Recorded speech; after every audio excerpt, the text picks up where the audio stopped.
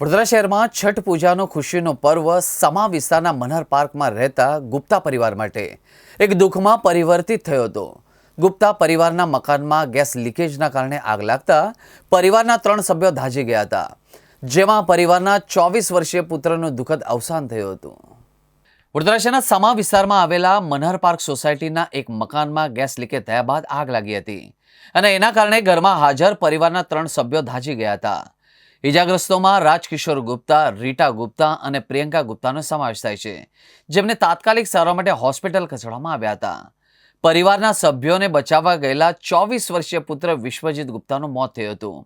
Gas સિલિન્ડરમાં leakage હોવાના કારણે ઘરમાં આગ લાગી હતી અને ઘરમાં રહેલા ગુપ્તા પરિવારના સભ્યો છઠ્ઠી મૈયાની પૂજા માટે ખૂબ જ ઉત્સાહમાં ખુશીમાં હતા. પરિવાર છઠ પૂજાની તૈયારી કરતો અને પરિવાર મૂળ બિહારના વતની હતો.